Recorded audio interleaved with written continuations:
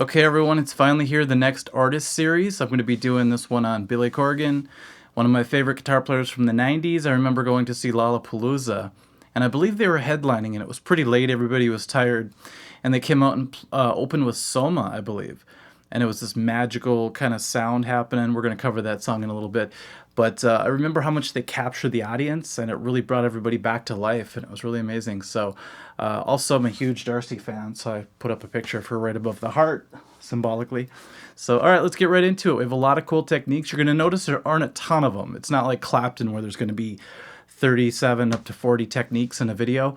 But this is going to be his distinctive style. And even though there's not as many as like a Clapton video, you're going to see that a lot of his personality and his style comes through in a few techniques. You don't need a whole ton to cover Billy Corgan, but they're super effective. And like I said, they're original, and it really brings out his own expression. Okay, here we go. So one thing you're going to find all over Smashing Pumpkins songs is going to be octaves. And a lot of the times they're doing them over open strings, which is kind of cool. So this is one of their most well-known songs, but you're going to get the idea just from this alone.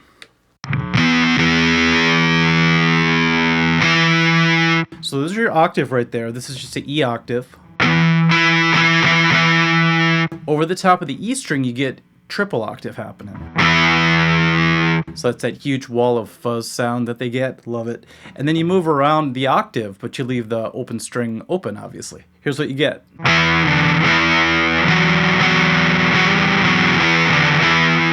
Okay, in the context of the song, it's more like...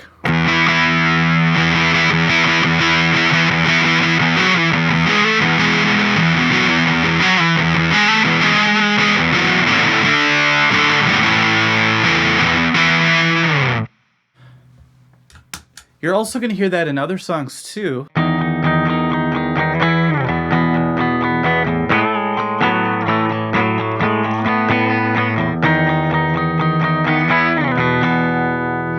really love the dissonance that creates when you're here. Over the top of E, you get the major 7 sound. Really catches the ear and sounds very melodic. Now this is a cool thing that really great songwriters like to do. They like to accentuate their melodies with different voicings of chords. So if you could do some of these SlashChord inversions, it's a cool way to spice up some chords that might just be normal, ordinary. So I'm going to go from D to A, but instead of just going to A, I'm actually going to put the C sharp at the bass note. If you know your chords, you know that C sharp is in the chord A major, but if you use it as the bottom tone, it sounds a lot different. Here's the difference.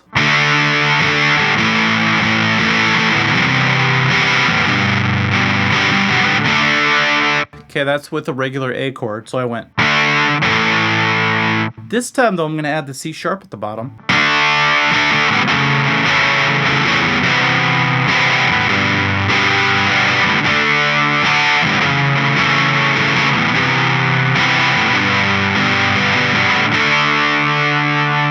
And if you hear how the vocals go over that, you could see why he chose that. It's a really interesting thing to do. So sometimes when you have a chord and you feel like it's not quite sounding right, you might just want to rearrange the notes a little bit, get some inversions happening, and it's a cool technique to use. All right, Billy isn't afraid to go up and play some artificial harmonics on the high strings. That could be a little bit risky. It's sometimes hard enough to do on the fat strings, but it's a lot easier to do on the fat strings. But if you go up on the high strings, you're taking a chance because you have to be very precise to make these things come through. But if you're using a lot of fuzz and a lot of phasing and crazy sounds happening, it creates a really cool sound if you add a couple artificial harmonics up high.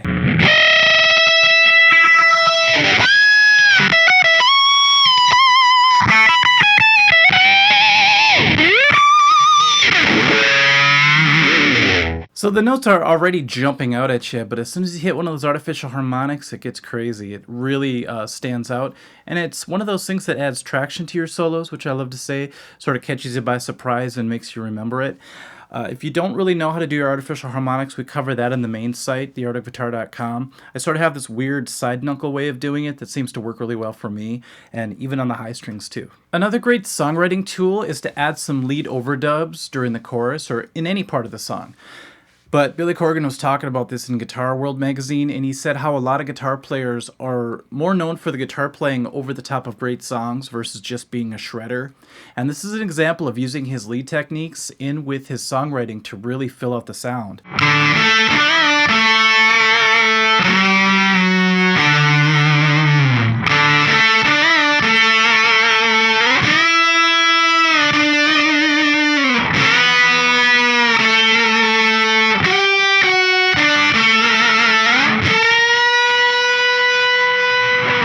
So that alone could have been a lead, but he uses it over the top, or in the back, I should say, of his chorus. So it really works together in a cool way. Okay, this is harder to do than I thought. Like when I first started studying this back in the day, I thought, oh, it's easy. You just do what you normally would do for tremolo picking, but you just do an octave. The problem is when you do octaves on the higher strings, you have to have a 4-fret gap. I should say 2-fret gap, but it's going to be 4 frets spread like that. On the lower strings, you could just do this, 3 frets. But when you get to this, suddenly it feels kind of strange. And then to have to move it around and tremolo pick over the top of it can be kind of tough. So what I like to do is, instead of doing individual tremolo picking like I like to do with a wrist, sort of like an Eddie Van Halen type thing, I'm just going to strum really fast like I'd be strumming a full chord. And you get this. Remember, a lot of this is muting with the fretting hand. Super important, otherwise it's going to be a big chord sounding thing. Okay, so octaves.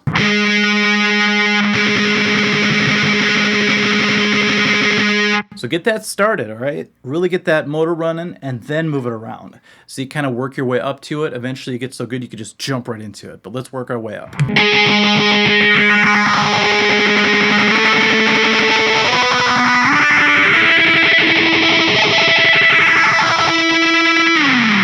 Okay, you can really work up a sweat doing that, but that's half of the excitement if you're on stage really going at it.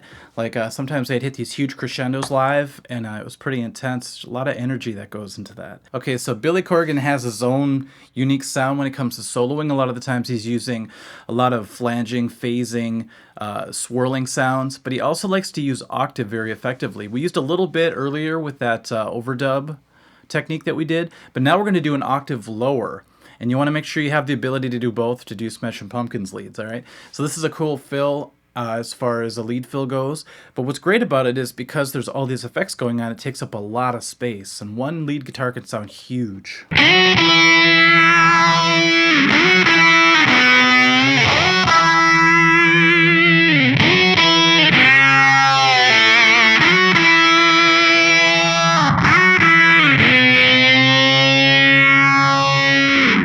Speaking of bends, slow bends are the way to go. There's so many times where he'll hit a note and just bend it real slow, and if you're looking at the way the pitch went, it's kind of like a slow climb like this. He'll go faster sometimes, but a lot of the times he just throws in that slow bend, and he found a way to add it to riffs to make it part of a riff. So here's an example.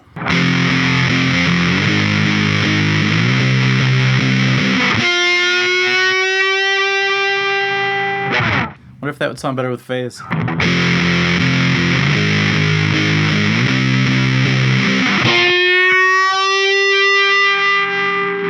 If I'd better sustain, it would have sounded great. You get the idea though, those slow bends. And even in regular solos, not just in riffs, but when he's soloing, he'll throw in these really slow emotional bends. And it kind of leaves you feeling something, which is hard to do when you solo to make people feel things. So try to slow your bends down and you might get that effect as well. All right, so here's an example of in the 90s, there was a lot of songs, this is one of the first ones, that had a floating melody over the top. And then they would play chords underneath it. But it's just like a repetitive type melody. And this one sounds like this.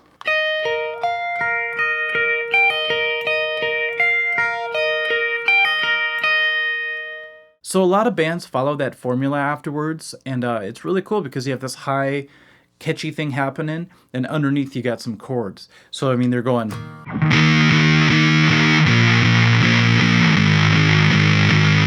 So they have that going under it, and it's this weird dual sound where there's this nice pretty thing happening above, just kind of floating on top, and then these really heavy chords underneath it.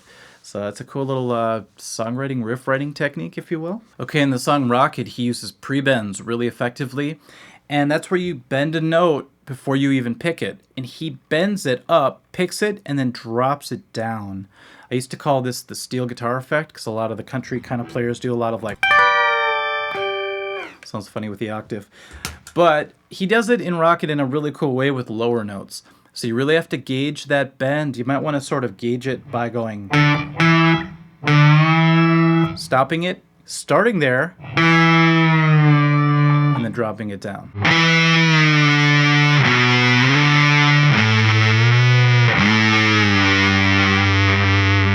So could you spot the pre-bends there? The first one was a pre-bend.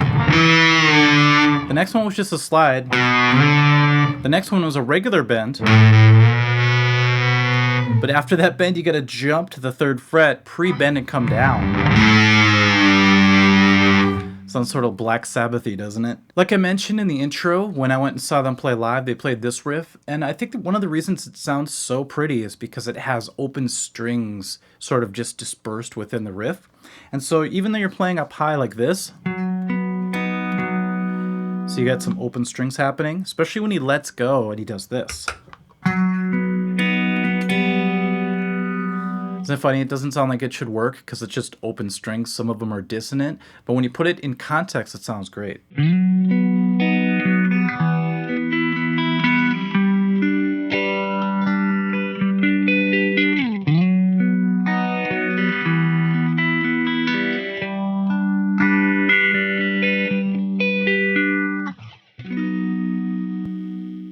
You know how we talked about his slow bends, right?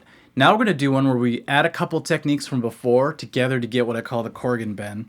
And this is a very signature bend where he pre-bends it, hits the string, drops it down really fast, and comes right back up. So it sounds like this.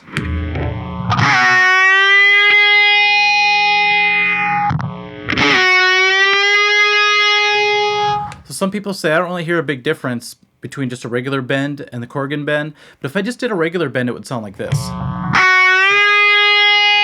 Because you're starting at the top and coming down, you get this weird backwards slope effect and back up. So I'll do it slow first, then I'll do it full speed.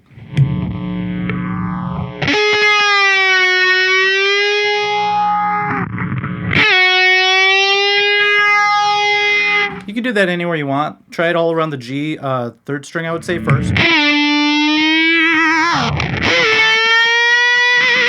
Move it to the higher string, 2nd string. Even the 1st string. Wonder if it would work on the low string.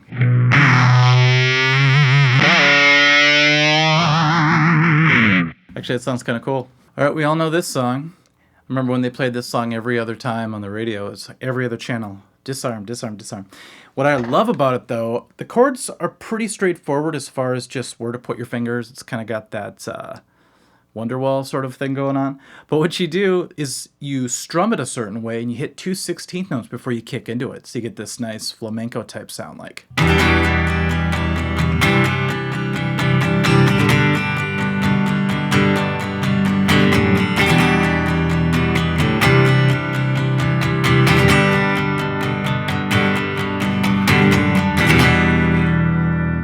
So did you guys hear where I just kind of put it in certain places where the chords were changing? It really makes the chord switches more dramatic. So I use it a few times in this progression. Well, he does.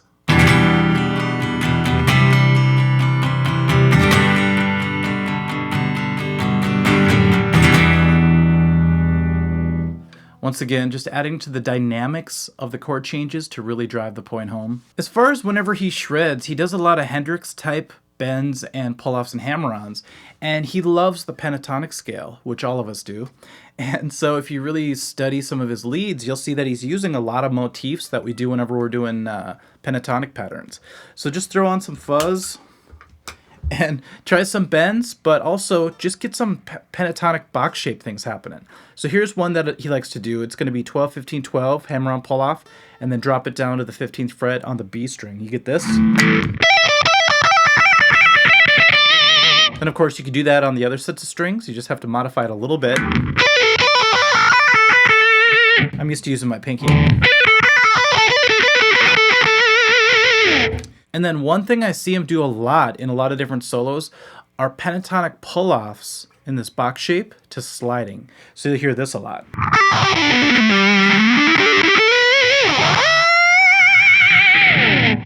So slow, I just went. Essentially, I kind of messed around a little bit. Maybe.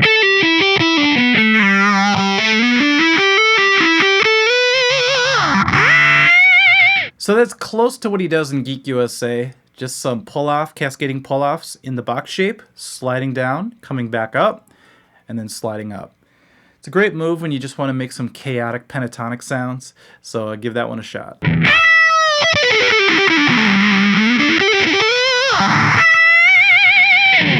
A lot of people write power chord riffs, but then they discover that if you accidentally hit a couple open strings with it, it really thickens up the sound. So I'm going to do this 2-octave power chord. So we have FCF. I'm going to slide it up, but I'm also going to add the open strings to it. So I'm going to do the G and the B string.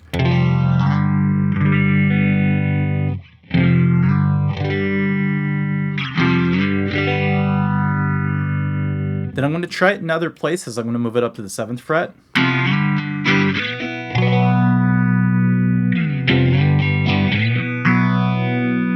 The 8th fret. See, that creates all these other types of chords, right? If you just do this regular, it's just an F power chord. You start adding other notes and you get sus chords out of it, you get some sharp 4. That's just a G because the other two notes are in the chord already. Move it up to the 8th fret, you get a C sus 2.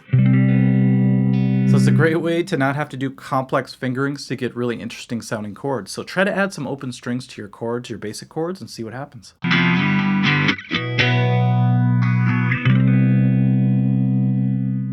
Okay, don't discount Billy Corgan's knack for heaviness, and they drop down half a step for a lot of their music, and then even drop D, so now drop C sharp it's called. And there's one riff in particular where he really uses this effectively, and well, there's a lot, but this one's one of my favorites.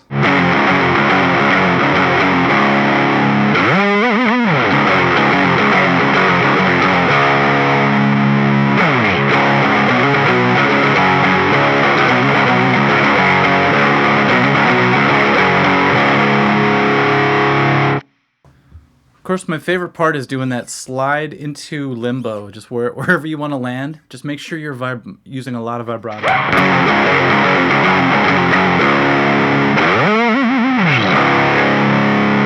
Alright, in the 0 riff, he starts to use very high harmonics, but instead of doing high, 1st, 2nd, 3rd string artificial harmonics like we did earlier, he's going to just do natural harmonics on the fret string. So what's great about this is if you go to, for example, 2.6, I know it seems weird, but that means 2 frets, 0.6, a little over half of the 3rd fret, and hit the note, you get a high sound out of it if you do a natural harmonic. Alright, remember, that's where you just barely touch the string, you don't have to push. Pantera uses this really well too. Then we have 3rd fret, 4th fret. Those alone sound really great, but if you put them together, you get what he uses in 0. By the way, the octaves are back.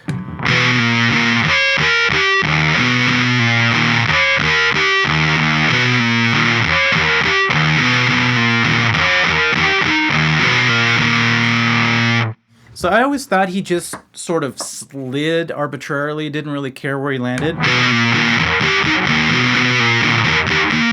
But if you listen, they are pretty calculated.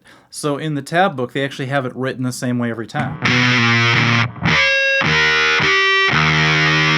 So you can't slack off there, you actually have to pay attention while you're playing, and you get a pretty decent sound out of it. Now, as a guitar player trying to write riffs, sometimes you find a lot of success if you base it around one chord and just change things around it. We did this a little bit earlier with the inversions, but this time we're going to take a B5 power chord. That's just B, F sharp, and B. And we're going to alter the notes around it to make it sound like this. Anyway, so what you're doing is you're just changing the bass note from B to A. So you get this. Back to B. Now, the middle finger comes over and plays the G. So now the G becomes the bass note. It's pretty heavy sounding. And then you let go and you let the open E be the bass note. The last move we're going to make is we're going to go to the open A as the bass note again. And then back to B. And By the way, this whole time, if you're accidentally hitting the open B string, that's fine because we're playing B anyway the whole time. So let's just alter the bass notes a little bit and revolve this entire thing around the B5 power chord.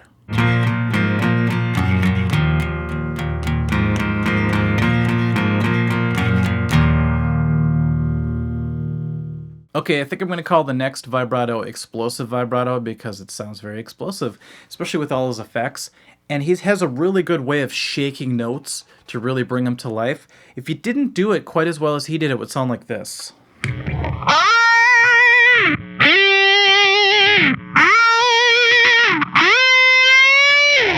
See, it's not as exciting, not as explosive, if you will. But if you really shake it and you work hard on your vibrato skills, by doing that, really focus on riding the rail, the fret, up and down, and overdo it at first. This is my secret. I just go as high as I can, and eventually you just start to get this real wobbly sound. Whoa, with the fuzz, that sounded cool. All right, so I'm going to slide up. Not only slide, I'm going to land on the B, and I'm going to shake it with huge vibrato to get that explosive vibrato sound that he gets.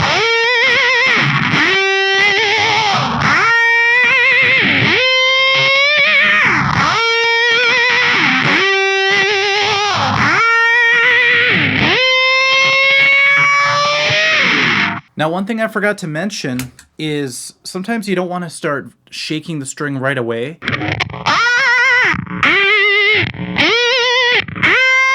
Sounds cool, but it doesn't really have the same effect that he has in the song.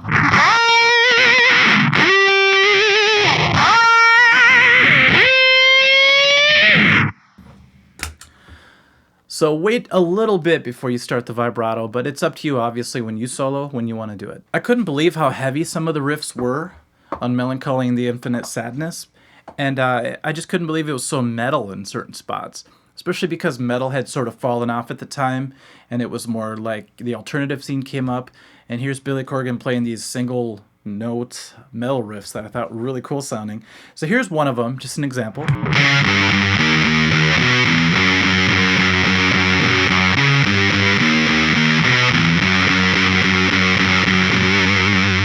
Then it gets real heavy, it almost turns into like a Pantera riff.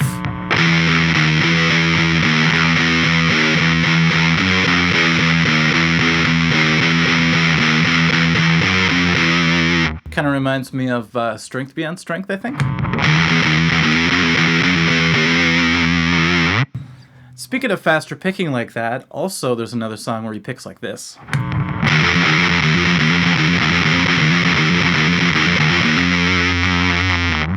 Tales of a Scorched Earth, he does that. So he's not afraid to do these crazy single note metal riffs, and I respect him for it. Okay, so I think that was about 18 or 19 techniques, but you can see a lot of them are just his real signature sound. You know, he's not developing brand new pentatonic licks that nobody's done. He's just using them in his own real expressive way, and the way he does his vibrato, especially, is something to really study in depth, okay? So really practice those wide vibratos and making them come in at the right time, and it helps to add all the effects that he has. You know, I'm just using today a fuzz pedal, a harmony pedal, for the octave stuff. Didn't sound the best, but it was all I had here today. Phaser, I'm using a Boss PH1R. And then I used a Dragoon overdrive for some of the lower stuff, because sometimes the fuzz just fuzzes everything out, which I think still happened. But sometimes for the drop D stuff, I was using just a regular overdrive for that. But he's big into the fuzz world. All right, so thanks to Billy Corgan, Smashing Pumpkins, for all the great music, and I believe they're still putting out great music. Although I think it's not Darcy anymore in the band, which is sad for me. But all right, guys, thanks for watching, and we'll catch you soon. Bye.